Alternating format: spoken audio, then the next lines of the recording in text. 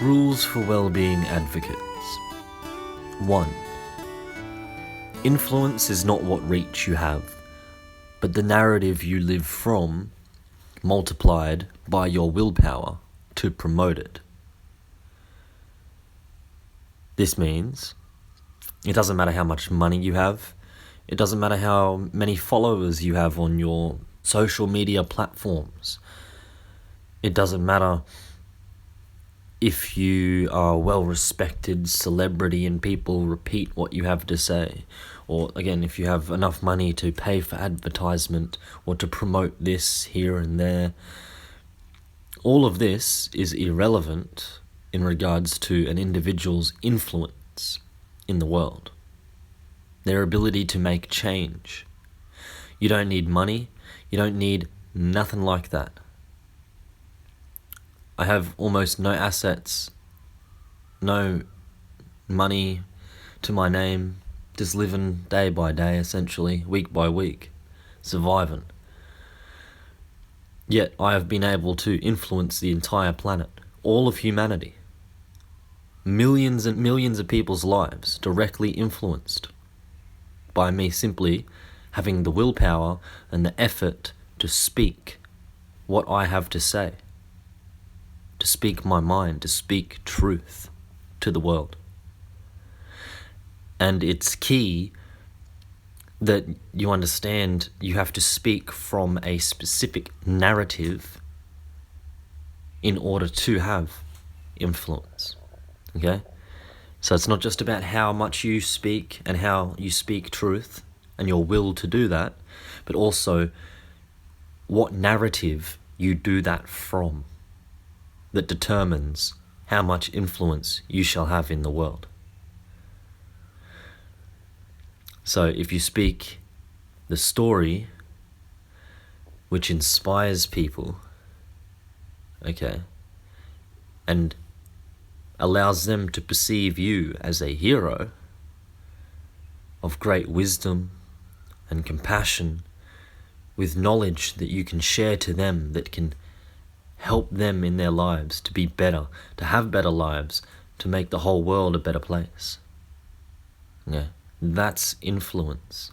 That will spread, even if you have no money.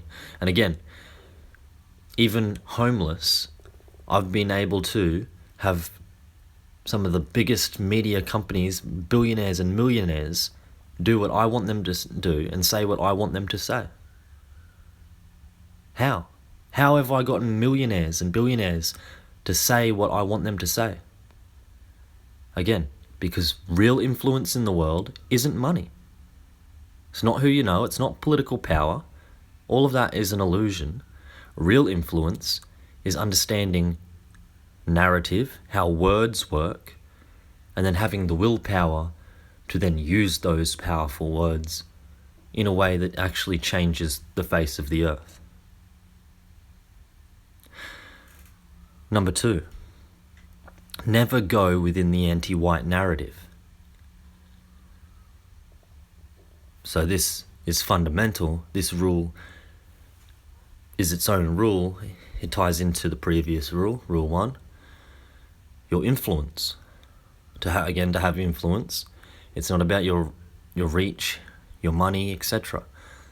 It's about your willpower to speak, and then how that is multiplied by the narrative you speak and live from. So, that's why rule 2 is specifically to never go within the anti-white narrative. Because if you do, you have no influence, or you have some influence, you still affect the world, but you only harm Western kind. No matter what you do, or how you do it, or what you say, or who you say it to. Anything you do, and everything you do, if it is from within the anti-white narrative, because of how influence works, it is a negative influence on the world which harms innocent members of Western kind and yourself as a member of Western kind. The only possible conclusions, so A narrative essentially is like an equation. It has premises like 1 + 1 = 2. That's a narrative. And in the anti-white narrative, the answer that the story always concludes to, is white erasure and the harm of innocent members of Western kind. So if you speak within that narrative, you add influence and power to that equation, which then equals the harm and abuse of innocent members of Western kind. Again, no matter what you do, it doesn't matter what you do. You can just be going to work, doing your normal life. You could be some crazy radical. It doesn't matter. You could speak no words for the rest of your life, or you could speak non-stop every day to everyone you see. It makes no difference whatsoever. The only difference is what narrative, what story you're speaking from. Because when you speak from within a story, within a narrative, you keep it alive, you give it power. You bring it into existence through speaking it into life, you speak life into it. Stories only exist because people think about them and tell those stories. So if you're within a certain story, no matter what you do in that story, it perpetuates that story. And the only conclusion and answer within the anti-white narrative is the harm of innocent members of Western kind and white erasure. So rule 2, never go within the anti-white narrative. Rule 3, using the right lexicon, always remain within the white positive narrative. So, understanding the correct lexical semantics, the lexicon used, your vocabulary, etc., the axioms, the premises, presuppositions, the lexicon from which you live and speak, that determines your narrative. Using specific tools, words, concepts in a correct way. So that predominantly this means using the 5 key concepts of Go Free. These include anti-white, anti-whiteism, anti-white narrative, Western kind, and white erasure. So if you just remember to use these 5 words and 5 concepts, at least one of them once a day, in conversation, either with yourself, just your own thinking, or in conversation with others.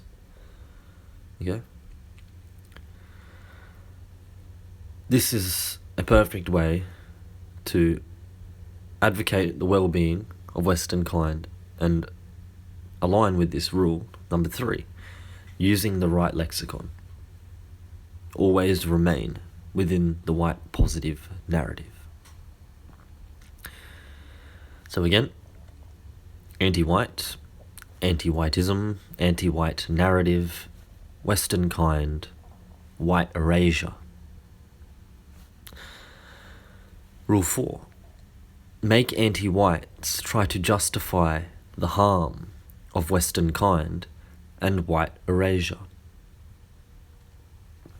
Whenever you're in a conversation with anti-whites or having a conversation about anti-whites, never let the conversation go to any other destination, any other place, bar this one set destination. And that is, why do you want to harm innocent members of Western kind? Why do you think white erasure is okay? Justify white erasure. Explain to the world why it's okay to harm innocent white people. Go on. And if you have a conversation with anti-whites, or you're conversing in general about anti-whites, not directly with or to an anti-white, Okay? This is how you have to talk about it. If you're speaking about or to anti-whites or about anti-whites or anti-whiteism in any other way but this, you're falling into the anti-white narrative. Okay? So again, number 2, never go within the anti-white narrative. Number 3, using the right lexicon, always remain within the white positive narrative. 4, make anti-whites try to justify the harm of Western kind and white erasure.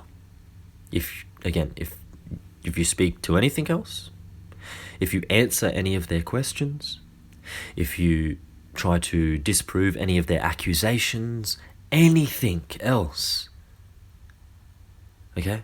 Anything else but this, you've fallen out of the white positive narrative and into the anti-white narrative, and you're doing harm to yourself and the members of Western kind. Okay? Anything but making anti-whites justify the harm of Western kind and white erasure. Number 5. Emotion is the master key to every man's heart. Need not drag on this one. It's pretty self-explanatory. Don't try to prove anything, okay? We're not here to prove anything. We're not here to be factual or have data or sources or citations or anything like this. We don't care about this. We don't care about evidence, nothing like this. And if anybody asks for anything like this, again, if we just look back, one rule, 4, make anti-whites try to justify the harm of Western kind and white erasure. That's the only thing you talk about. Nothing else, okay? So, in this next vein, this rule 5, emotion is the master key to every man's heart, and you only ever talk about making anti-whites justify the harm of Western kind and white erasure, okay? That's all you talk about. Never any facts, never any logic, never any evidence, anything. You just pull on the heartstrings of people and speak about the immorality and the evils of anti-white bigotry that perpetuates child abuse and white erasure. Yeah? So, if you start talking about facts and figures and, in this year, the population was this percent, and then in this year, the population was this percent, and nobody cares. Nobody gives a damn. But as soon as you say that behaviour perpetuates child abuse, what the fuck, bro? You're condoning and actually supporting, you're being a part of child abuse? Look at yourself, mate. People care about that, yeah? You're talking about facts and data and figures, nobody gives a damn. You talk about innocent children being abused by anti-whiteism, everyone cares. Unless they're an evil monster who wants to abuse or disregards the abuse of innocent children. Okay, you see what I'm saying? Nobody cares about your spreadsheets and your data and your evidence. Okay, we don't need no freaking evidence. All we need is people's hearts to be touched by the suffering of the innocent children of Western kind. And the innocent elderly, all innocent members. But obviously, there's nothing more innocent than a child, is there? So when you want to touch somebody's heart and have them understand the suffering of innocent people, obviously, the best way to do that is to point out the suffering of children, the most innocent. So, no facts, no data, we don't prove nothing, okay? We don't have no citations, none of that nonsense. All we do is make people cry and feel their hearts, okay? And have compassion and empathy for the suffering of innocent children. Make people really upset and angry. Okay? That's it. No evidence, no data's needed. You just got to make people pissed off and upset that children are being abused. Don't waste time trying to prove it. 6. A good tactic is one that works every time. So, even though we want to touch people's emotions, we don't want to prove anything, okay? We don't need no data, we don't need to prove nothing. We need to put across an emotional argument that makes people feel, right? And have compassion and empathy. But a good tactic is one that works every time. So we have to be scientific about applying this. So we don't care about science or data or facts or evidence or nothing like this. We only care about emotions and feelings and making people feel empathy towards the suffering of innocent children and members of Western kind. But we go about this and we do this in a very logical, practical, tactical, and scientific manner. We do what works. We test. We study. We analyze. We restudy, retest, reevaluate findings, adjust tools and ways of implicating these tools. And we only do that which has scientifically been proven to be correct and work every single time. No guesswork, all right? We want to do the scientific, objective thing that has been proven. We've proven through the testing that it's going to work every single time. And in our case, this is everything I've so far mentioned. It has been scientifically tested. It's been applied over the past couple of generations, so past few decades, about a generation, almost two.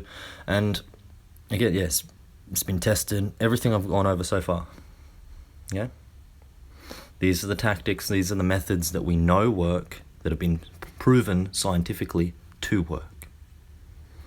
So 6, a good tactic is one that works every time. Let's do what works. If you want to test things, try new things, yeah. But never throw out the baby with the bathwater. And we're only going to do new things and add on little new things here and there if they prove through scientific testing an application to actually be more productive than what we are already doing. No whimsical things, no just trying it, winging it. No, we do what we've proven scientifically works. We keep doing what we've proven scientifically works, and we only add in slight little variations and changes after they've been scientifically proven to also work. Rule 7. A tactic which is easily duplicated, yet remains productive, works well. Fundamentally, this means, again, this is something we've established and pretty much everything I've gone over. This proven scientific tactic, method which works, it works well, fundamentally, because, and this as well as something to take into consideration if ever trying to apply new tactics and tools which to be tested, that which works well is that which is easily duplicated. So that which has a self-reproductive nature and it ripples out. So going free and helping people go free of anti-whiteism is a perfect example of this. And having people live from within the white positive narrative, using the correct lexicon, never falling into the anti-white narrative, okay, that allows that to spread further. One person helps themselves out of the anti-white narrative and they live from the white positive narrative, and then those in their life around them are naturally influenced by that, and they start to as well. And even if somebody has no comprehension of anything in regards to how this all works, or the tactics, the scientific tests we've done to prove how this works, if people have no comprehension whatsoever of what I'm talking about here, it doesn't matter, because what we've done and the way we apply it is applied in a way that it's automatically, subconsciously duplicated and copied and mimicked by every person in society. So once we have our effect and influence, that actually automatically creates a ripple effect then it's mimicked in other people, and then, as you can see, if you can follow that process to its logical conclusion, ultimately everybody mimics everybody's mimicking everybody until everybody becomes white positive and there's no more anti-whites. Okay? So a tactic that works well is one that's easily duplicated. So you want something that, even if somebody has no comprehension whatsoever, if you just have them do it, it is benefiting and helping and promoting well-being. For example, using the word anti-white. If you just use the word anti-white in conversation with somebody, then they have that in their toolkit. They can use the word anti-white, and that will help them to protect their own well-being and protect the well-being of their children and the well-being of their loved ones, simply by having a new word, just by having the word anti-white. And then by them using it in their lives, protecting their well-being and the well-being of their own children by using that word, others around them who hear them use that word will then too be able to use that word and protect themselves and protect the well-being of their children as well. Even though they don't understand how using the word anti-white is protecting the well-being of their children, they're using the word anti-white and they're protecting the well-being of their children because we gave them that tool to protect the well-being of their children. You see what I'm saying? So that's a good tactic. That works well. People are healing themselves and protecting their children, and they don't even realize it. They don't even understand how it works or what they're doing. But we've given them the tools and the ability to do that. Even though they don't know they're doing it, they're just unconsciously, subconsciously following along and doing it. So that's the type of tactics, the types of tools you want to give to ordinary people, who then can pass those tools onto other ordinary people in their lives, and that's how you spread real change in the world. Again, tactics that work well. Rule 8. Keep going free with white well-being. Never stop healing and growing. So this fundamentally means there's no point at which you stop working on yourself or healing or going free or becoming a more positive and loving individual. You can always be more positive, and you can always be more loving. You can always be a better man or a better woman. And so you never stop. You always keep going free with white well-being. Keep healing and keep growing. It's pretty self-explanatory. I don't need to go on more about that. 9. The task almost always appears harder to accomplish than it really is. Now, this is in regards to having faith in your influence, in the efforts that you make, in what you're doing in the world. Okay? Things always seem harder than they are. Okay?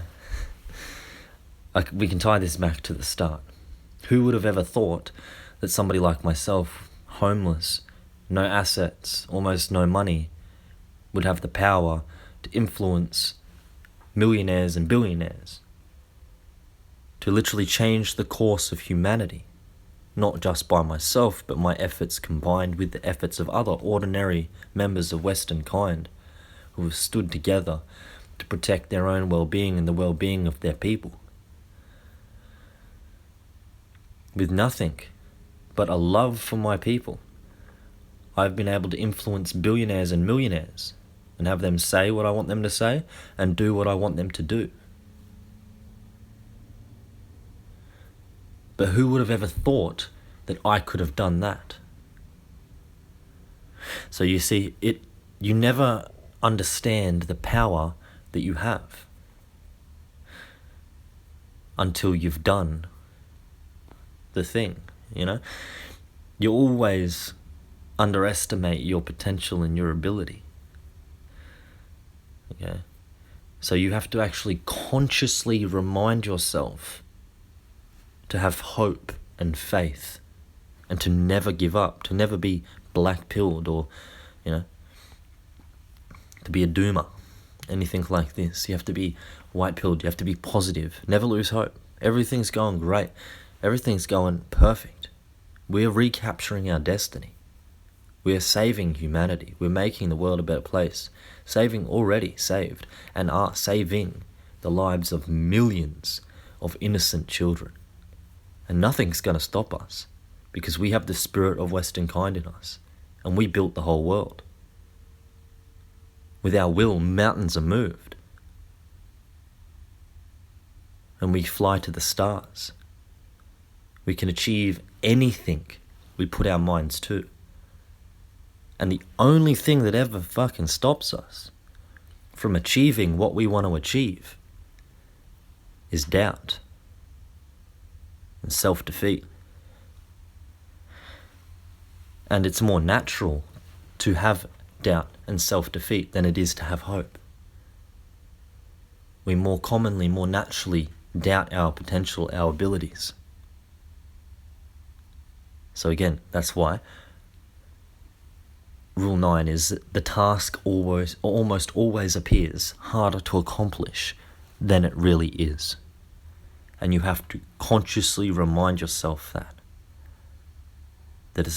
this ain't as hard as we think it is. It's not going to be easy, but it's not as hard as we think it is. We can do it. Rule 10. If you publicly advocate white well-being, it will force anti-whites to reveal themselves. So this should be pretty self-explanatory. But if you're open and if you're proud to be a white man, a member of Western kind, or a woman, or a child, you love your race, you're open about it, you openly, loudly promote the well-being of our people, protecting white children, etc. This will, like a light coming on, make the cockroaches of the anti-white narrative scatter around and reveal themselves to the world. And everyone will be able to see how disgusting they are. So you just got to be proud and loud and adamant and promote a love for your race and a love for all white people, and an end to anti-white bigotry and abuse. And just keep getting bolder and louder. Okay? Because the bolder and louder you get, the brighter that light is. And the more that light shines, the more the anti-white cockroaches scatter. And their narrative falls apart.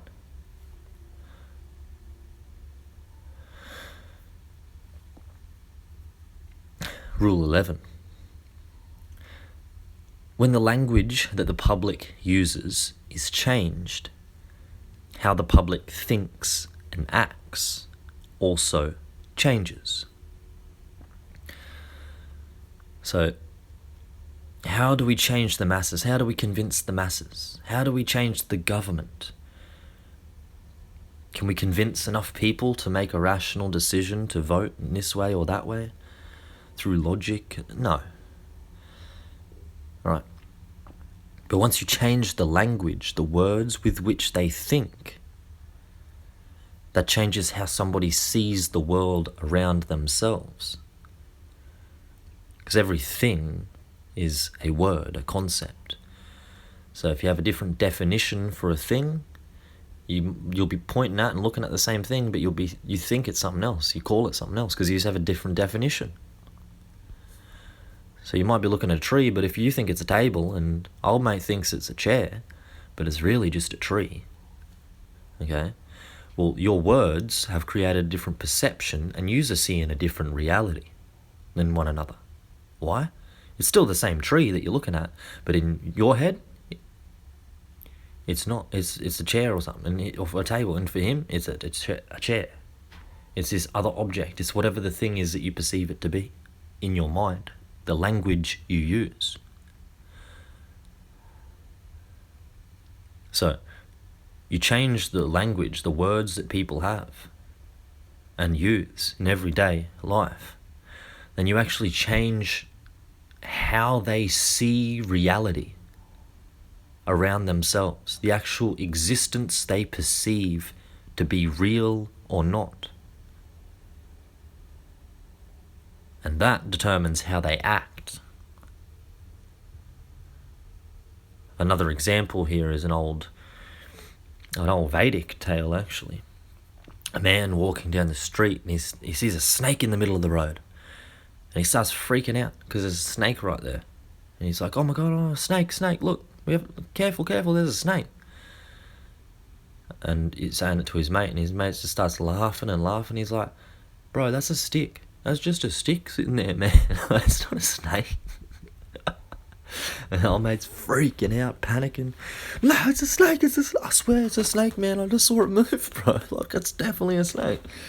And then his mate's like, trust me, bro, it's just a stick. Look here. And he goes up, and he goes, and he grabs it, and he throws it at old mate. And old mate flinches. Oh, what? Like, thinks the snake's being thrown at him. And then he realises, oh no, it was just a stick. It was just a stick all along. But old mate wasn't going to walk down that road. He wasn't going to go home that night. He didn't know what he was going to do, but he wasn't going home. Because there was a big ass snake in the road, and his life was in danger. Why? Because he had a different word. He perceived reality differently. So he was going to act differently. Whereas old mate perceived reality for what it was. He saw it as just a stick. It's not a snake. So instead of not going home, being scared, he just walked straight up and grabbed it. And just showed it, old mate, look, it's just a stick, bro, calm down. So your perception of reality determines how you act, what you're going to do in your perceived reality. If you think there's a snake on the road, you're not going to step on it or pick it up. But if it's just a stick, well, all right, that's fair enough. Just walk straight past and go home. It's okay. So that's why 11 is when the language of the public or the public uses changes or is changed, how the public thinks and acts also changes. So again, this ties back to everything I've been saying so far, but especially rule 1, influence is not what reach you have, but the narrative you live from multiplied by your willpower to promote it. So when the language that the public uses is changed, how the public thinks and acts also changes. So this is alluding to the fact that all change in the world, all radical shifts in political structures, in all revolutions, all collapses of society, and all new societies being born, and new federations and commonwealths being created, etc. All these great shifts and changes in the ages of mankind throughout history. Every single one, all changes, have been a result of a change in the words that people use, which changed their perception, the way they saw their reality, and thus how they acted within it. It was never anything else. It was never a political system or ideology. It was never money.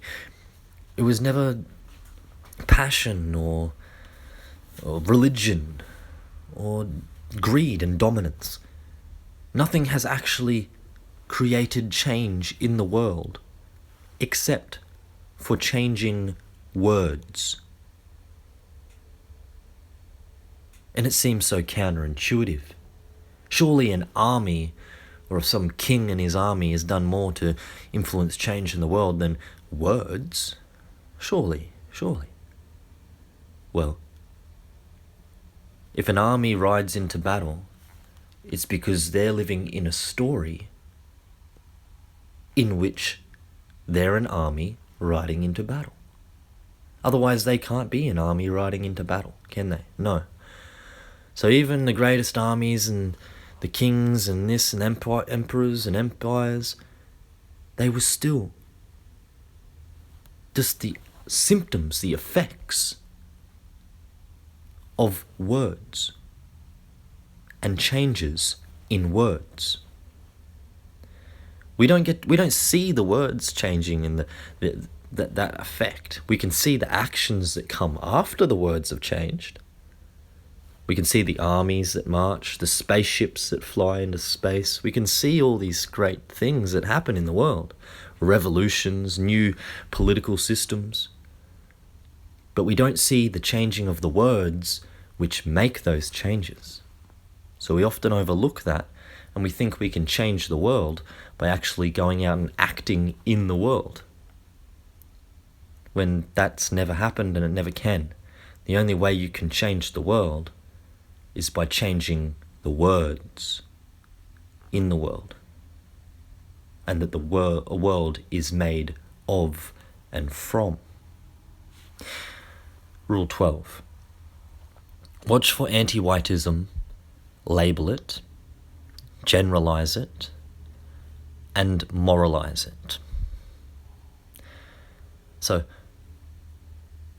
in collaboration with everything else taken into consideration, remain vigilant, pay attention, remain aware, and like a radar that picks up beeps, all right? Observe and pick up and notice anti-whiteism. Be tuned on like a radar, and you detect anti-whiteism everywhere it is in your experience, in your life. Once it's detected, you label it, you call it what it is. That's anti-white. This thing's anti-white. Oh, that's an anti-white meme pathogen. That's just a part of the anti-white narrative. Okay, that's an anti-white idea. Oh, that person's anti-white. They're just an anti-white bigot. So you find it, you detect it, then you label it.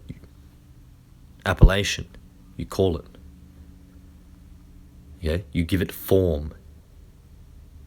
You manifest it into existence. You create it by giving it a name. Before then, it didn't exist. It was hidden. It was ethereal. But when you give it a name, you give it a form, it becomes an object, a thing. And then you can work with that thing. You can change that thing. You can fix that thing. You can remove that thing. But if you haven't named the thing, then you haven't outlined it within your experience of existence. So you can't grasp it. You can't do anything with it. Again, it's ethereal. You just fall through it like you're a ghost. Well, it's a ghost. But once you name it, then it becomes a physical object or a thing in reality that you can actually grasp and manipulate. So you have to observe, find the anti-whiteism, then you have to name it to make it physical and tangible, and so we can work with it, and it's within our grasp. Then you generalize it. Okay? So, for example, somebody says something very specific about a specific person, and I say, that's anti-white. It actually comes from this anti-white meme pathogen. So I just generalized it. It can be applied in this way, and this way, and this way. It's the same as when somebody says this about this. So I just took a specific example. I found something. I found anti-whiteism. I labeled it. That's anti-white. Boom. Then I generalize it. I expand it out. And I make it known that thing there that I just saw and found that's anti-white, it's the same as this, it's that, it's this, it's because of this anti-white meme pathogen, it concludes to this and creates that. And it's all a part of the anti-white narrative, and this is how it all works together. And when this happens over here on this part of the planet, it's for the exact same reason. Generalized. And then moralize. And as well with generalization, it's as well, you don't make it personal about that person. Oh, you're being an anti-white. Why'd you say that anti-white thing? You. No, that's an anti-white thing, and this is how it works all over the planet, in the whole world. It's an anti-white phenomena. It's not about the individual. It's not about that specific scenario or case. Generalize it. It's about all anti-whites and all anti-whiteism. And then moralize it. It's evil. How dare you? You better stop doing that. It's wrong. That perpetuates the abuse and harm of innocent children. Have you no heart? You need to self-reflect and repent, man. I don't know how you could sleep at night promoting that type of child abuse. Moralize it. So there you have it, folks. Them's be the rules of well-being advocates. Quickly run over it again. 1. Influence is not what reach you have, but the narrative you live from, multiplied by your willpower to promote it. 2. Never go within the anti-white narrative. 3. Using the right lexicon, always remain within the white positive narrative. 4. Make anti-whites try to justify the harm of Western kind and white erasure. 5. Emotion is the master key to every man's heart. 6. A good tactic is one that works every time. 7. A tactic which is easily duplicated yet remains productive works well. 8. Keep going free with white well-being. Never stop healing and growing. 9. The task almost always appears harder to accomplish than it really is. 10. If you publicly advocate white well-being, it will force anti-whites to reveal themselves. 11. When the language that the public uses is changed, how the public thinks and acts also changes. 12. Watch for anti-whiteism, label it, generalize it, and moralize it. If you'd like to learn more about going free, I suggest you join our Discord server or our Facebook group. Links in the description below the video, or go to nowhiteguilt.org. Take it easy. Thanks for your time.